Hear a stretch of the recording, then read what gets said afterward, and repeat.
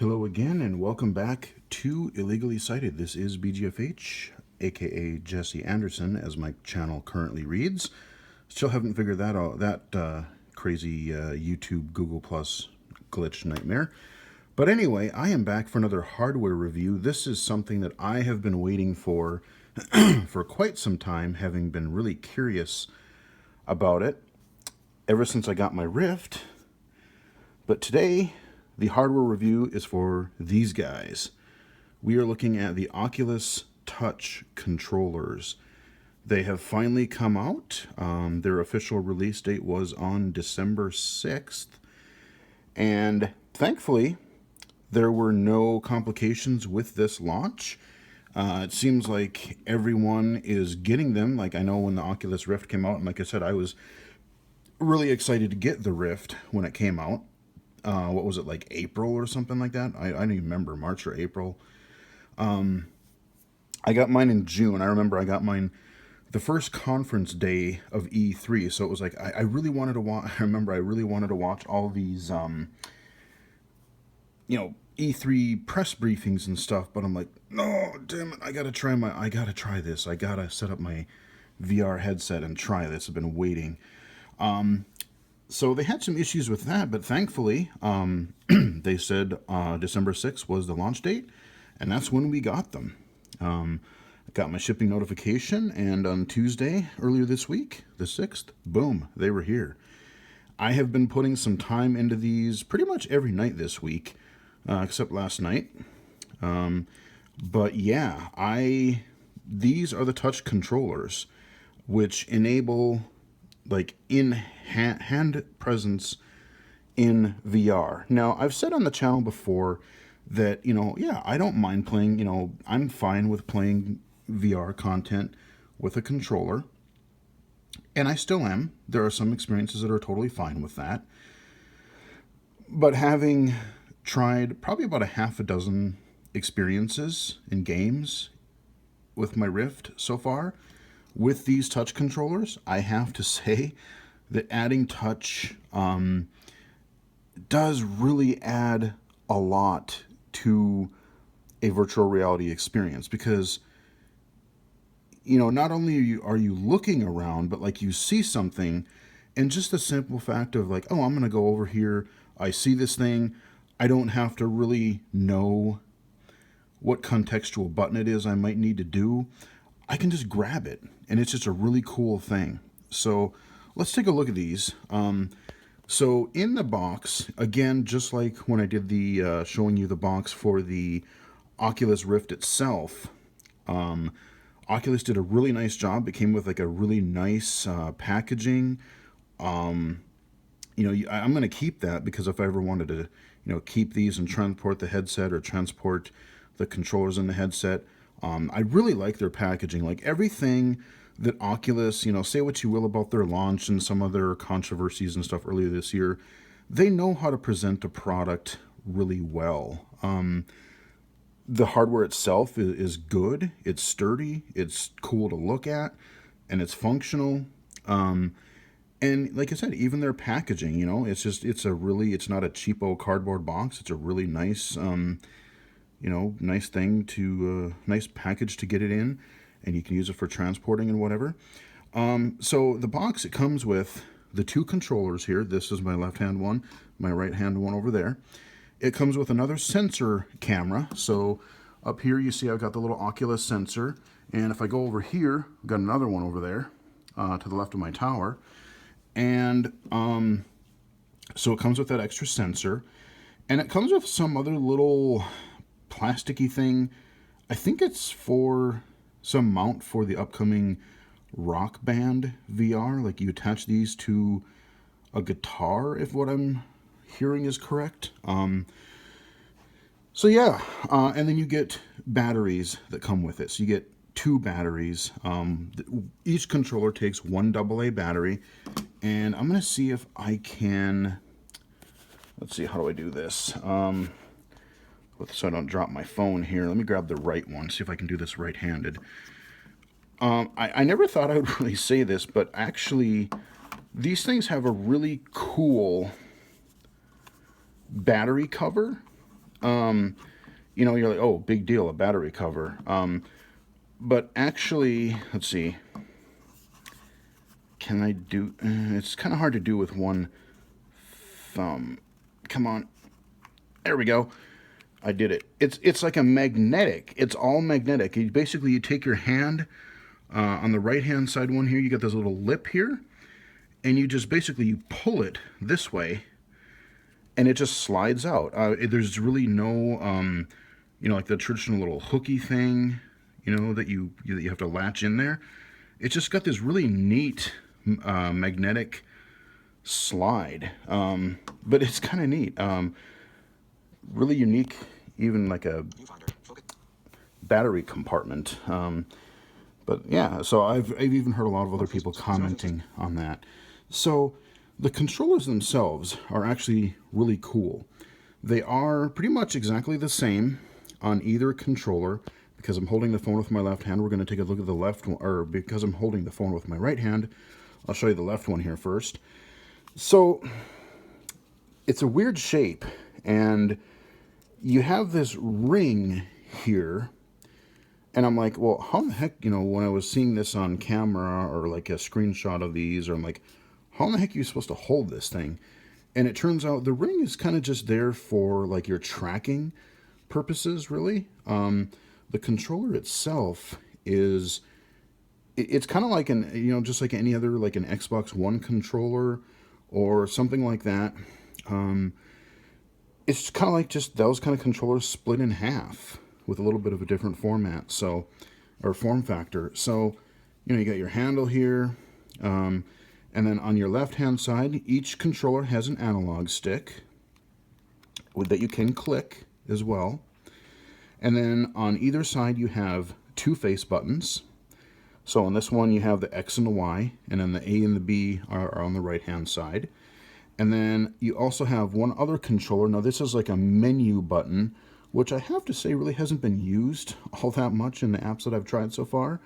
But then mirrored on the other controller, you have the Oculus Home button that'll kind of take you with you when you're in an experience to the home interface, which I haven't really used. So, you know, your typical face buttons and stuff up here.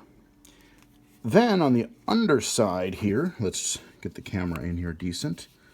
Let's see, how do we do this? So you have two buttons here. This is what makes these controllers cool. This button here is basically your grip button.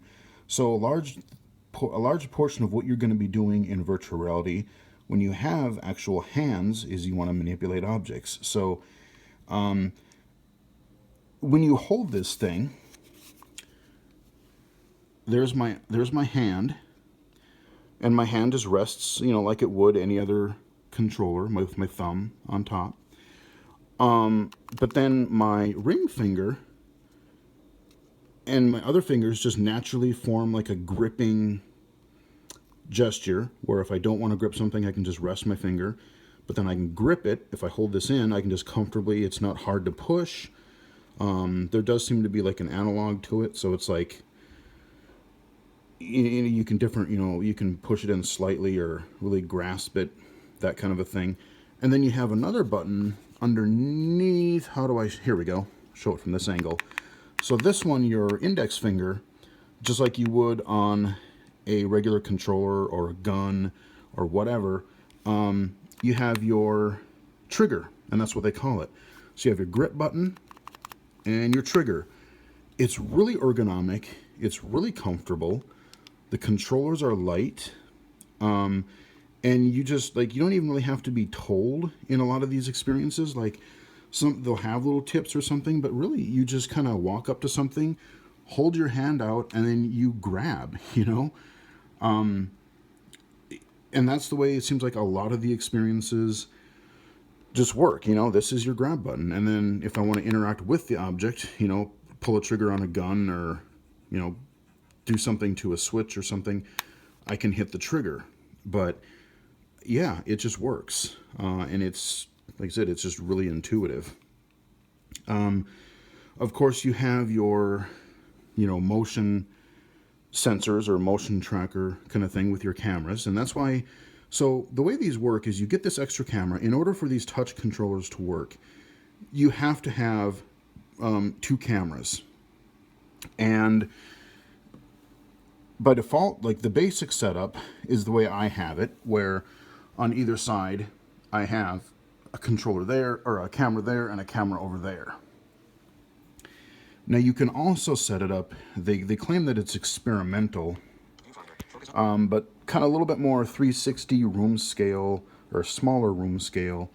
They have one where you can take the two cameras. You probably have to get a USB extension cable, but you can put one camera at the front of your room, and then, or your play space, and then the other camera in the opposite diagonal from your camera, and then you can do more 360. Because basically the way I have it right now, if my body gets in the way of the controller, so if I turn around, if my body does block the sensors from the cameras, the controllers will flicker out and they won't necessarily respond.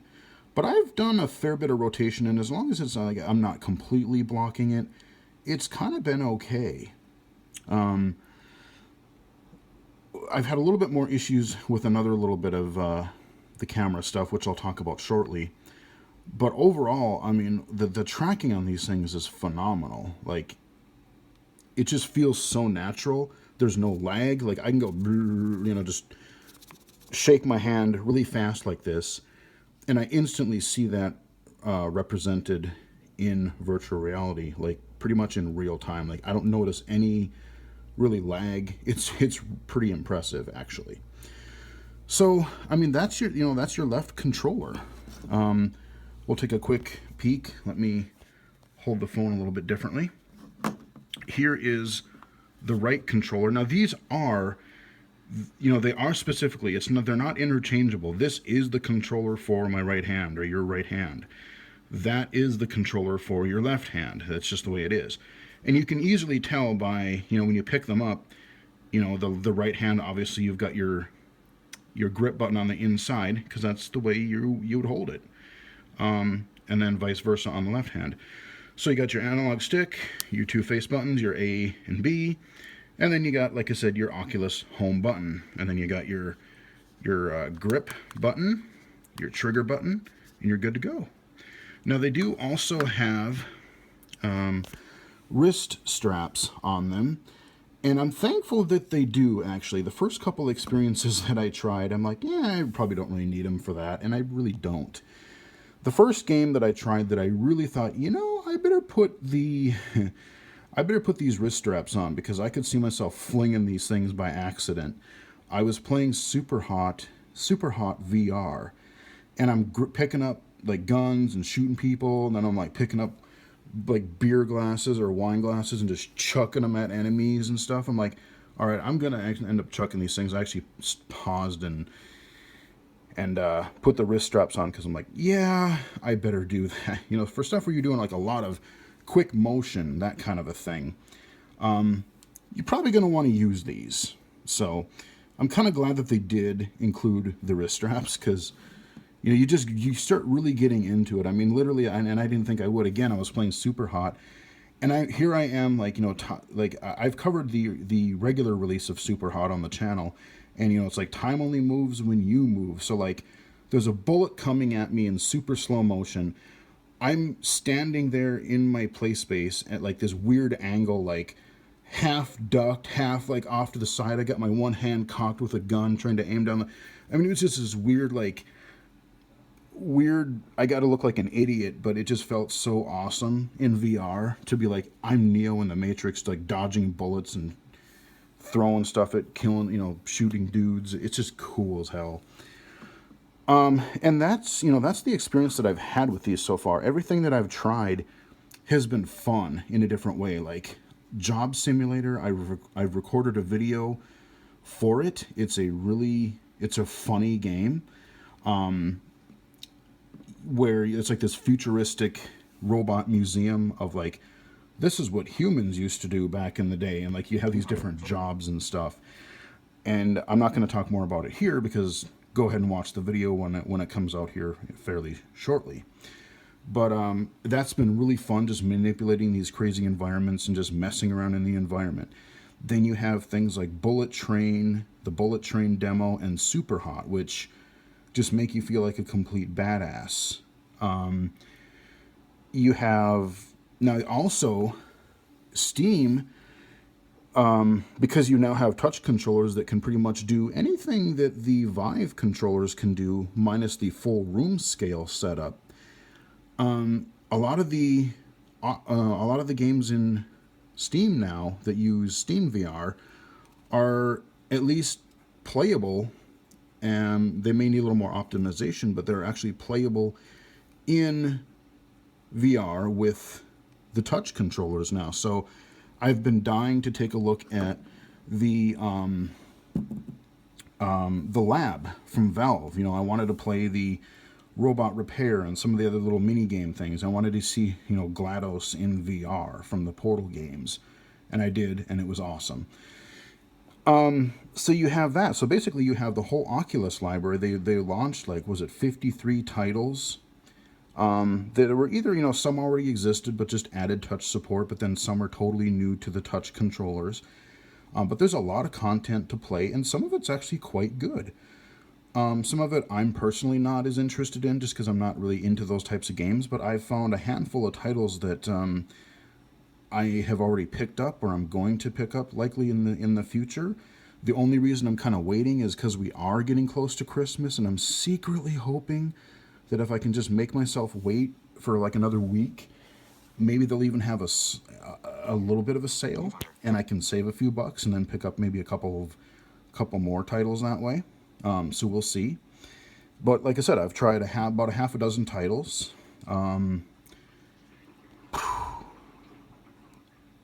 Yeah, and everyone has been a little bit different. You know, some have been more focused on just exploration. You know, there's a toy box thing where you're just kind of playing with stuff. Job Simulator is both kind of a game and kind of a toy box. Then you have, like you said, your Bullet Train and your Super Hot stuff. I'm gonna do a video on both of those, or I've already recorded one for Bullet Train, but I will do one eventually for Super Hot as well.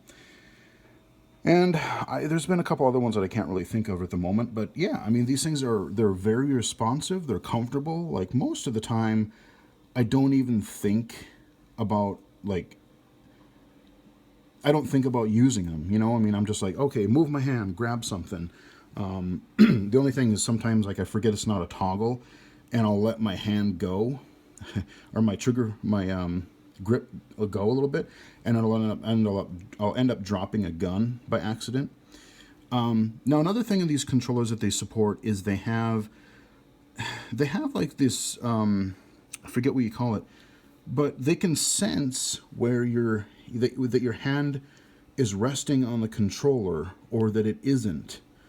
And it's pretty much everywhere, like the buttons, the grip button, the trigger, even everywhere on the face, even on the tip of the analog stick. And that comes into play when I demonstrate both, I think, Job Simulator and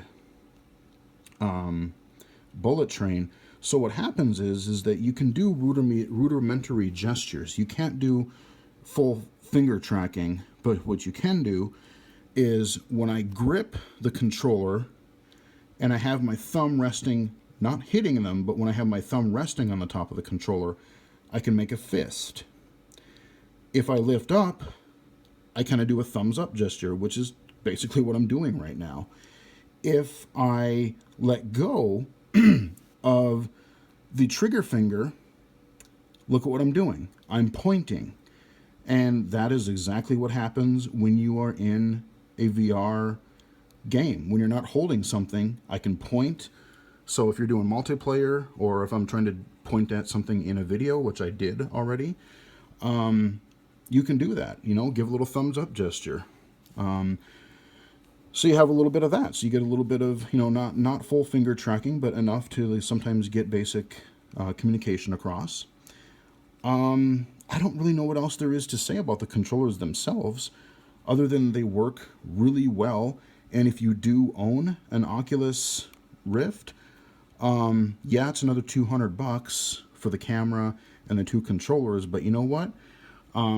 there are still games I'm going to play with a controller when they're out, but you really, if you have an Oculus Rift, you really do need to get these controllers. And if you're thinking about an Oculus Rift, I would highly recommend getting the bundle with these touch controllers as well, because I mean the battery life. I haven't replaced the batteries yet. One AA for each controller. They're claiming about 20 to 30 hours. I want to say closer to 30 hours. I haven't been able to test that yet because I haven't put in that much time. But I can see that being pretty accurate. I looked at you go in the Oculus app settings, you go under devices, and you can see the battery level, and mine are still at full. And I've probably used it for a good 6-8 hours so far. Now, before I wrap up, I do want to talk a little bit about the setup process and a little bit of the issues that I've had. And it's not the controllers. It's more likely me and my play area setup. So when you set up the controllers, it's actually very intuitive. It's very simple for the most part. You plug in your other sensor. So you gotta plug both. You have to have two USB 3 ports. I've heard rumors that the second one can be a USB 2, but I'm not sure. I have them both into USB 3. And then you have your two controllers. The way it works is you plug in the extra sensor, and I had my Oculus app up on the desktop, and right away it came up and said, "Oh, we see you've added another camera. You want to set up the touch, right?" And it was like, "Set up touch now." Yeah, okay, sure. Go do that. Basically, it tells you how to pair them. I think it was you had like you add the camera, and then you hold down, like on the left controller, I think it's the B button up here, and I think it was a trigger. You hold them down until you see a little light up here, and then you're paired, and then you do the Y button, I'm sorry, on the left controller. The Y button and the trigger, and then the B button and the trigger on the other one. Super simple. The tricky part where I had a problem was to set up the play area itself. So what they wanted you to do, there were two steps. There's a part where they wanted to track, and you kind of had to, like, when you would move your controllers, you would kind of define on your computer monitor. You don't have the headset on at this point. You're basically just setting up the controllers in your camera position. And when you set it up, what happens is you're supposed to like hold down a trigger, and on your screen you see little representations of where your cameras are, but they want you to be standing in your play area, so further back a ways, where you would normally be playing your game. And I was really unable to see that really well from standing further back. I tried making it work a few different times, and it wouldn't. I never really got it to quite work. It would say, "No, it's no, don't do this," or like you're holding it too early, or it just wasn't quite working. And then I saw next to the next button there was a skip button, and I hit that, and it was like warning me that says, "Oh, well, you can skip it, but your control area, your play area might not be mapped correctly, and you're going to have to manually." Basically, I have to manually experiment with it on my own then. I'm like, well, I guess that's what I'm going to have to do. And then there's another part where basically after that, it tells you to put your headset on, and then again, you stand in the area that you've defined, and you kind of are supposed to like draw your play area or have the cameras sense you. And again, I was at that point it says, follow the directions that appear in your headset. Well, of course, the text is fairly small, and it is put at a fixed distance away from my eye, so I wasn't really able to read a whole lot of what they were telling me to do in there as well. So I just winged it, hit the A button, just kind of moved them around a little bit, like, okay, well, figure out what we're supposed to do. And for the most part, I think I've got it pretty close. The other problem that I have is, like I said, I think I've got my cameras pretty well figured out as far as like, okay, I think I got them set up where, for the most part, the games that I've played so far have been pretty much workable, and fairly trouble free. The couple instances that I've had is running up against the borders. So what'll happen is when you get close, when the camera can't sense you, your hand or your gun or whatever representation that you're seeing of your hands in the headset, it will show up. When you're in focus, you'll see it. When it can't detect your hands, it kind of goes dark. It goes transparent or translucent, and then you know that it's not tracking. There was a time or two in Job Simulator where I was just on the border, like I had to hand something to another character or grab something that was just on the edge of what it could do. So I've had a couple little issues like that. Valve setting up the Valve stuff, I had to redo the setup for the basically the standing only camera setup for Steam VR, because when I first tried to go into the lab, for whatever reason, it had my floor at like chest level. Like it was almost like I was swimming and the water line was like up to my throat, and so everything was like way above me and just looked huge. So I recalibrated everything on Steam VR, and I think I've got that figured out now. There's a part where it asks you to put your headset on a smooth surface or a flat surface, and then measure from the floor to there and put in how high it is, or just put it on the floor and put in 0. So I just put it on the floor, hit 0, boom, and it seemed like the height was kind of taken care of. So we're kind of okay there. Steam VR seems to be a little bit more glitchy from what I've played, but at least it works. The other issue that I have, again, it's not the fault of the controllers, the touch controllers. It's kind of my play area itself. So I've got my desk here. It's a cluttered mess. I know, I apologize. But so I've got, this is my computer area here. I've got all that.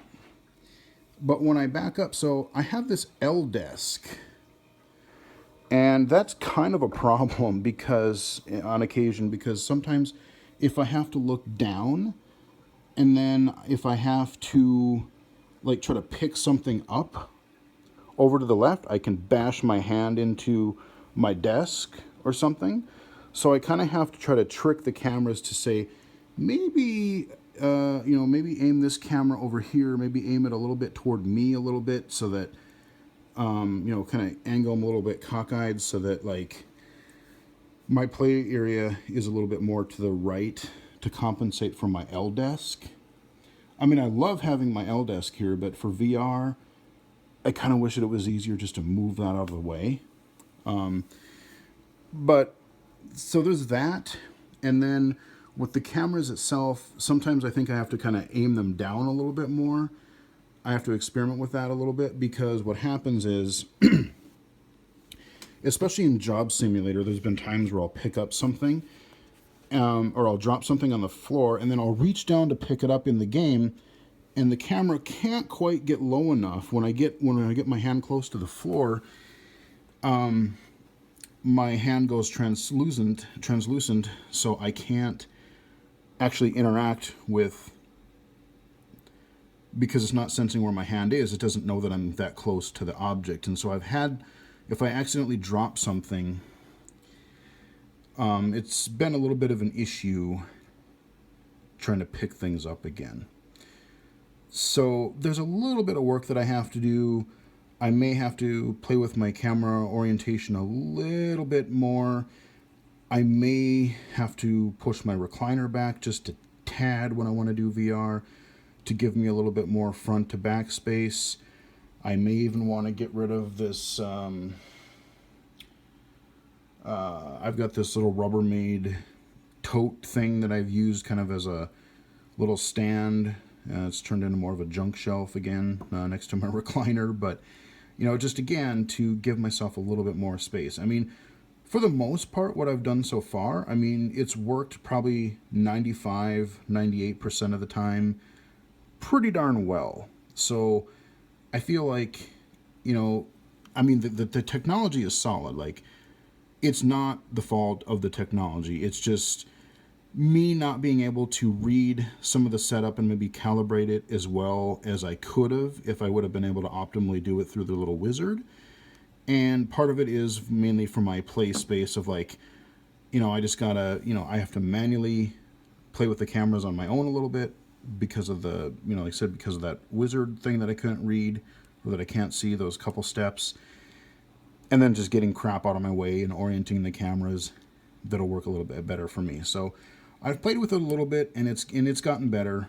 But like I said, overall it's worked really well. The controllers are light, they're comfortable, they're intuitive. You don't even, it doesn't matter that you can't see them. I mean, a lot of times they'll have visual representations of them in the world. So it's like, oh, I want you to hit, for this command, I want you to use the analog stick, or I want you to hit the X button or the trigger. You'll see, that represented in your helmet, So you see those types of things. But largely, for the most part, I've been kind of able to figure it out. And it's been really fun. Like I said, I've played some shooting stuff. I've played some just kind of exploration toy box type stuff. Job Simulator is kind of a combination of... Oh. Okay, yeah. Thanks for that. Notification. Okay. Yeah, I was talking about what I was playing. So like I said, I was playing the shooter stuff. I was playing the toy box, kind of experimental, just, hey, play around, have fun stuff. And then Job Simulator is, a little bit of both. It's like, oh, you can play with stuff, but then you can, just do these little tasks in Job Simulator. And it's fun. It's really fun. So I think that's really about all there is to say about Oculus Touch. I'm really glad that I did get them.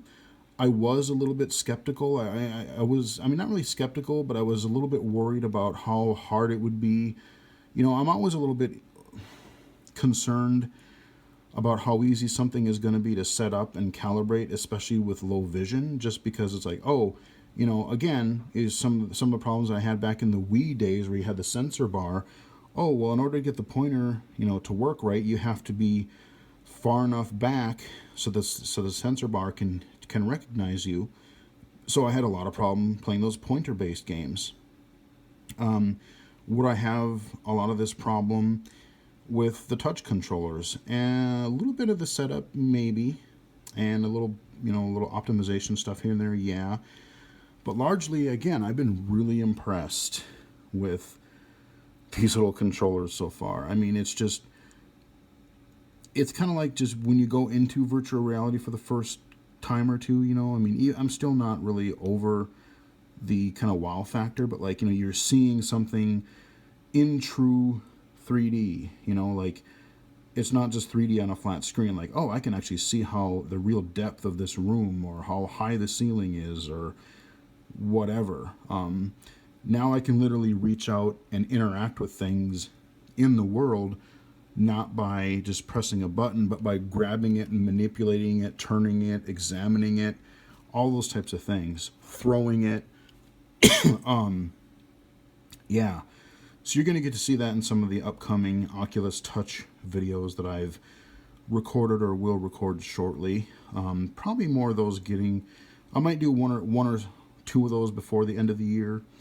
But next year especially, we'll probably get more into that because I'm going to have a lot to say as I learn more, just as we are when I started virtual reality in general. I'm going to have some stuff to say about accessibility because there is another layer of accessibility for low vision and even just for people with disabilities in general. One of the things I wanted to find out is, could I play some of this standing or sitting? If somebody's in a wheelchair or can't stand up for very long or whatever, can these experiences be played sitting down? I want to take a look at that a little bit. So, you know, we're gonna explore some of those. We're gonna cover some of those games and experiences. I'm gonna do some more of these VR accessibility videos. If you haven't checked those out, I've got a playlist just for VR accessibility tips. You know, feel free to pass those on to game developers or people who might be able to make use of them, because again, we're still in the early stages of VR, and we would like to get accessibility included as early as we can in the process. So yeah, these are the Oculus Touch controllers. They are out now. You can buy them. I think even if you buy them, you're probably going to get them pretty quick. You're not going to have to wait weeks or months to get them. Yeah, they're comfortable, they're light, they're really functional, there's no lag.